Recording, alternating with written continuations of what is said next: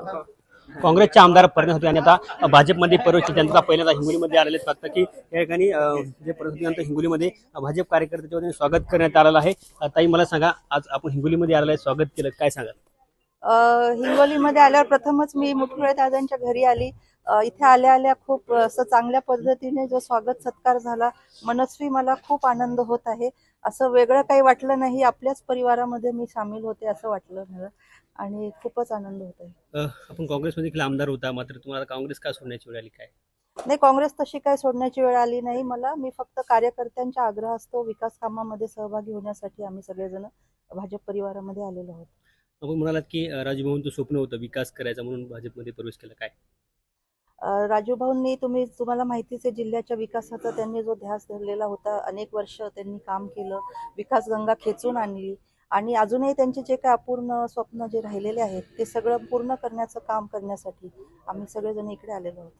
काल काँग्रेसच्या पदाधिकाऱ्यांचा आरोप केला की आपण स्वार्थासाठी भाजपमध्ये गेलात, कसं बघताय? हे बघा, आता अशा पक्षप्रवेशानंतर आरोप प्रत्यारोप तर होतच असतात, पण असा काही विषय नाहीये. तुम्हालाही सगळ्या गोष्टी माहितीच आहेत. आपण आता हिंगोलीमध्ये आलात, दादांची भेट घेतली, काय पुढचं पाऊल असणार आहे आता, कसं? आता दादांची भेट घेतली, तसे पूर्वीपासूनच दादा आणि राजूभाऊ सातव हे राजकारण हे 5 वर्षातनं एकदा असायचं, परंतु 5 वर्ष दोघांनीही सोबत राहून हातात हात धरून ह्या जिल्ह्यासाठी विकासाचं काम करण्याचंच ध्येय ठेवलेलं होतं आणि त्याच्यामुळे मी सुद्धा आता इथे दादांच्या मार्गदर्शनाखाली आणि दादांच्या सोबत राहून पुढील कामामध्ये सहभागी होणार आहे. आपण आमदारकीचा राजीनामा दिलेला आहे, तुम्हाला काय आश्वासन दिलं का की?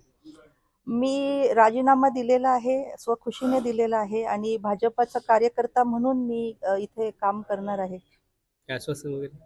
एवढंच मी तुम्हाला सांगू इच्छिते. एक भाजपची कार्यकर्ता म्हणून आनंदाने मी कामच करणार आहे. आपण बघितलं की परिणत साधू यांचं हिंगोलीमध्ये आता भाजप कार्यकर्त्याच्या वतीने स्वागत करण्यात आलं आहे. कॅमेरामन राजेशसोबत गजानन वाणी, लोकशाही मराठी, हिंगोली.